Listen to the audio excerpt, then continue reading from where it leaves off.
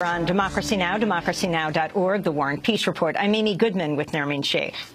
The head of the Senate Intelligence Committee harshly criticized the Central Intelligence Agency Tuesday for attempting to obstruct its investigation into the CIA's use of torture following the 9/11 attacks.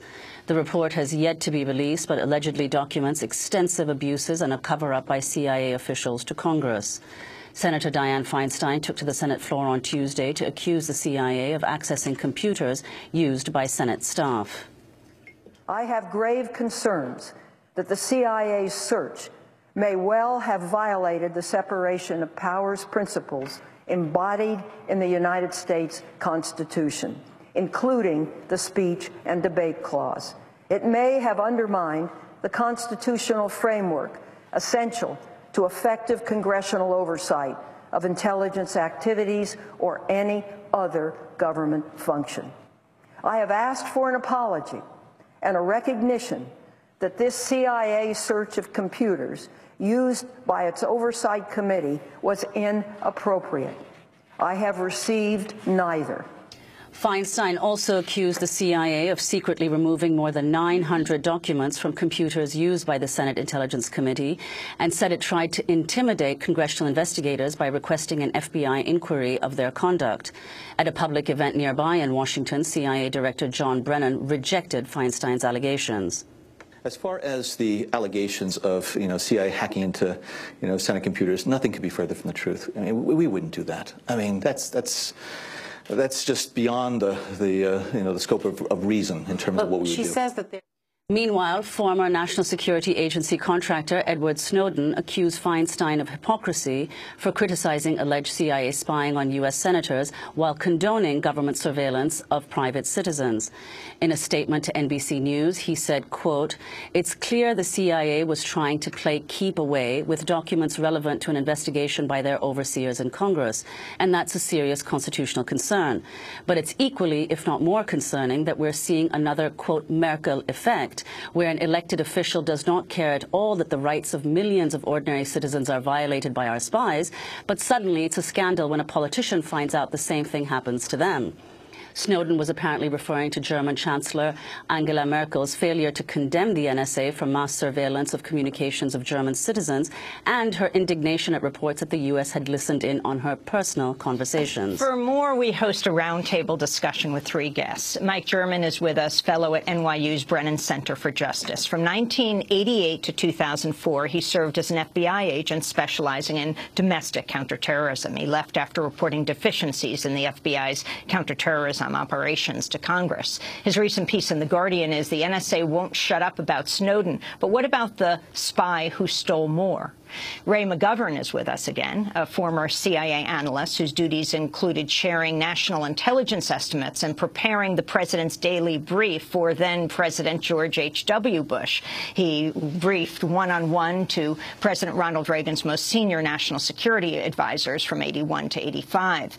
In January 2003, Ray McGovern helped create Veteran Intelligence Professionals for Sanity to expose the way intelligence is being falsified to justify the war in Iraq. And we're joined by Julia Annguin, Pulitzer Prize-winning investigative journalist, currently at ProPublica, formerly with the Wall Street Journal. She has a new book out called Dragnet Nation, A Quest for Privacy, Security, and Freedom in a World of Relentless Surveillance. Well, there's a lot to take on right now. Ray McGovern, let's begin with you as a former CIA analyst. Explain what this conflict is about. Two things. The CIA, how did the CIA spy on the Senate intelligence staffers? And what was the report that the Senate Intelligence Committee is trying to put out? Well, this goes back to the key question of supervising the intelligence community. In the 70s, there was the Church Committee looking into abuses of all kinds, illegal wiretapping, assassinations, and that kind of thing, and it was recognized that you needed congressional oversight. Now, that meant congressional oversight, not congressional overlook, which is what we've had over the last couple of years. And if you fast forward here, 9/11, people always say after 9/11 everything changed. Well, it did change. After 9/11, the president, actually on the evening of 9/11, said, "I don't care what the international lawyers say, we're going to kick some ass." Now, how do I know that? Because Richard Clarke was there and he reported that in his book. What was the next step? Well, they took some prisoners in Afghanistan, and the first person tortured was John Walker Lind, an American citizen. Okay. Now, who was told about this in terms of oversight? Well, the two patsies, the two patsy senators on the Senate Intelligence Committee, Pat Roberts and Jay Rockefeller, who had the habit of taking notes and then putting it in his own safe because it was classified, right? Okay. 4 years later, September 6th, 2006, a big day.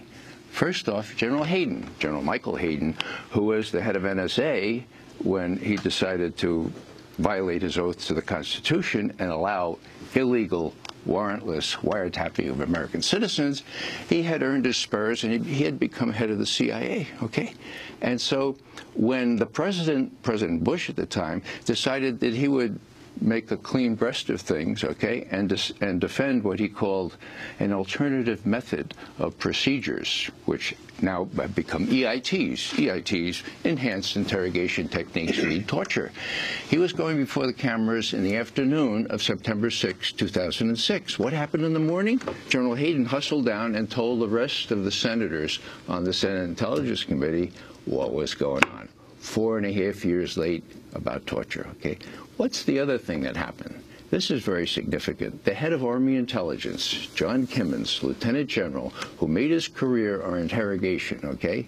Very proud of him because I was an Army officer. He got up and preempted the President right across the river in the Pentagon. And what he said was, and I quote, "No good intelligence is going to come from abusive practices. I think history tells us that. I think the empirical evidence of the last 5 years," this is 06, okay? "Hard years tells us that." So what's the point here? The point here is that the Army and everybody else knew, number one, that torture was going on. Number two, that it was ineffectual if you wanted reliable information. Last thing I'll say is that if you want unreliable information, man, torture works like a charm. And that's what they wanted. They wanted somebody to be tortured into saying there were links, operational links between Iraq and al-Qaeda. And guess what? With the help of the Egyptian service, al-Libi did that. The president quoted him the next day, and Congress voted to authorize the Iraq war. It was that bad, okay? So what we're hearing now is Senator Feinstein playing catch-up ball. She's very, very upset, at least ostensibly, that her people are being monitored, and actually there's a crimes report out there. But I think my colleague Mike German had it right this morning. I said, "What do you think is going to happen, Mike?" He said, "There'll probably be a beer summit, and it'll be smoothed over." Well, during her remarks on the Senate floor on Tuesday, Senator Dianne Feinstein also indicated that the source of some of the CIA documents may have been a whistleblower. The internal Panetta review refers to an internal review initiated by then CIA Director Leon Panetta of the Detention and Interrogation Program. We have no way to determine who made the internal Panetta review documents available to the committee. Further, we don't know whether the documents were provided intentionally by the CIA, unintentionally by the CIA, or intentionally by a whistleblower. Mike German, could you explain what the significance is of Dianne Feinstein indicating that the source may have been a whistleblower from within the CIA? Sure. So part of the issue is how the Senate staffers got this document. And to a certain extent, what CIA Director John Brennan said is correct. They didn't hack into a Senate computer because they didn't have to. In fact, they created a CIA computer for the Senate staffers to use. But then, over the course of 2010, the CIA staffers found out the documents they had reviewed on this system were disappearing from the system. And there was a dust-up over that, bureaucratically behind closed doors. But then when in June of 2013, the CIA issued a rebuttal to the Senate Intelligence Report, and later they found out that there was this internal document that conflicted with the rebuttal.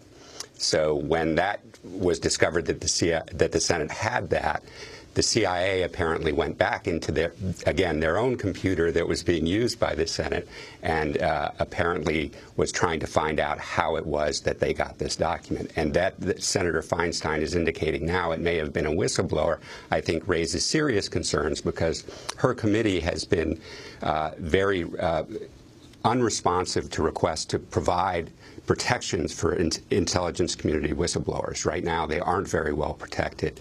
And it's the intelligence committees in both the House and Senate that have been resistant to allowing legal protections for intelligence community whistleblowers.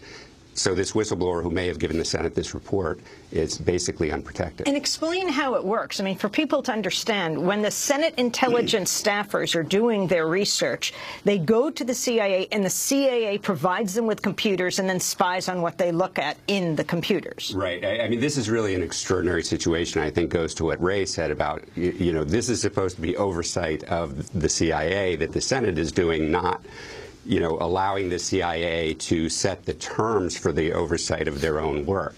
And this is an extraordinary situation where through agreement, rather than giving the CIA documents to the committee as asked, they required the committee staff to come to a facility in Virginia where they had access to apparently a standalone system that was created for this purpose, that they then put some 6 million documents in. But then there was some dispute about who controlled the documents, what the Senate could do with the documents.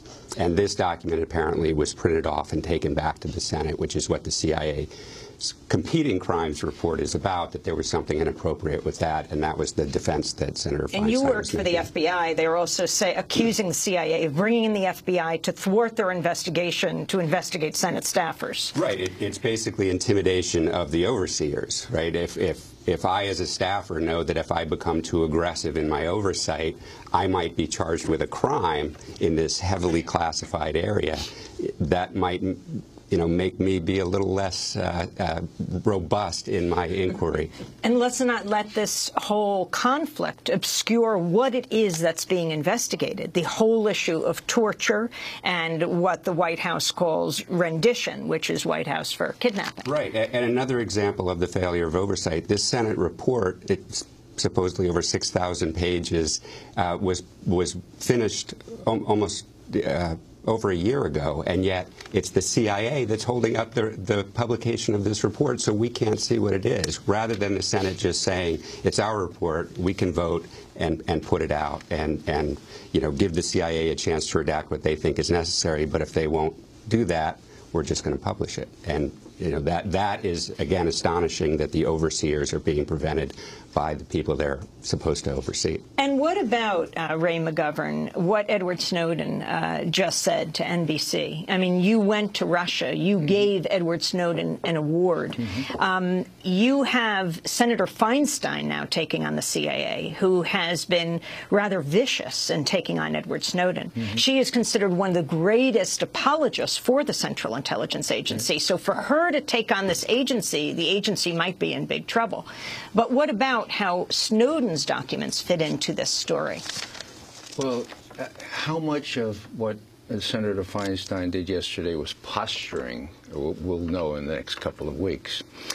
But, on the face of it, for Senator Feinstein in her speech yesterday to decry the violation of the Fourth Amendment when she has sat by search and seizure, and where the one that says no one shall be deprived of the right to have privacy.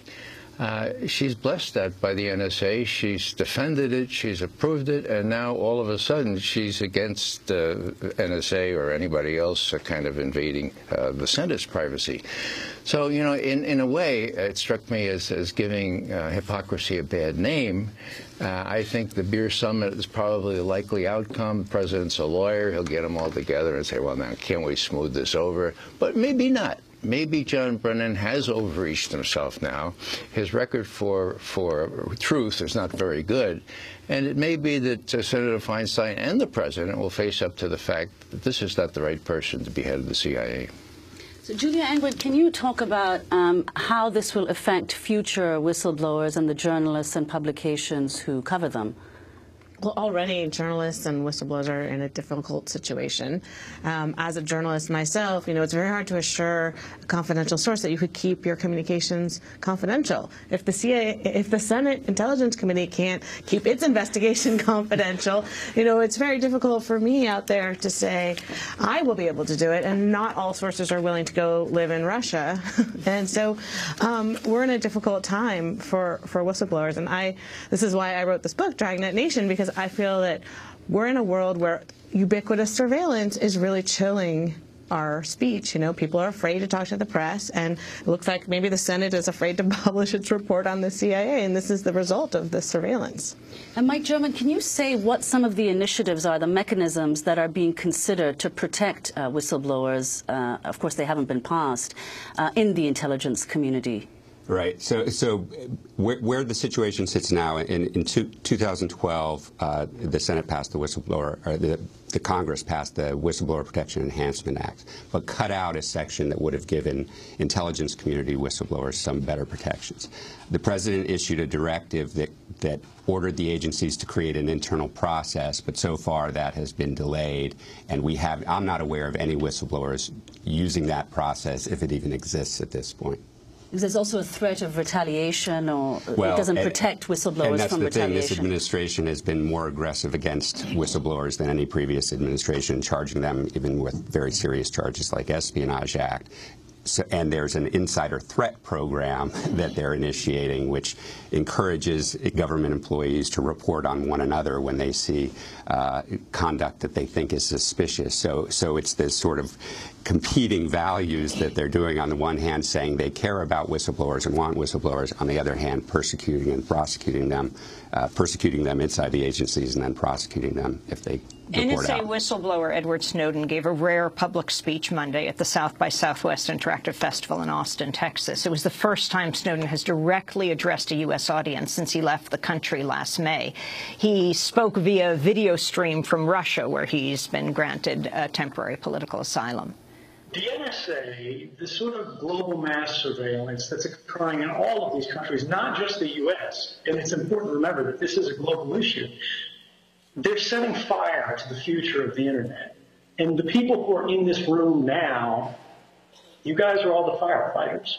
If data is being clandestinely acquired, and the public doesn't have any way to review it, and it's not legislatively authorized, it's not reviewed by courts, it's not consonant with our Constitution, that's a problem.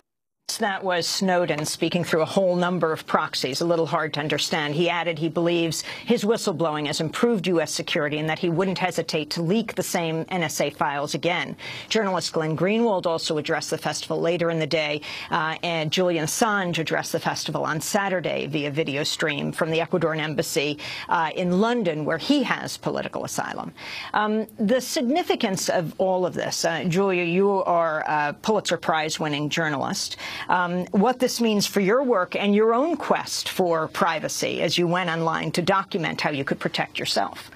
Yeah, it's an incredibly difficult task these days. I mean, Edward Snowden mentioned some of the tools that he uses to protect himself when he goes online, and they're incredibly cumbersome. And I, in my book, tried to see if I could use all these tools and still live in the modern world. And I have to say, it wasn't the easiest task. One of the hardest things was actually trying to convince my sources, my journalistic sources, to use these really cumbersome encryption programs to communicate securely. And honestly, I've started to think that maybe we should just all go back to the postal mail, because it actually has very good legal protections. They need a warrant to open it, unlike your email.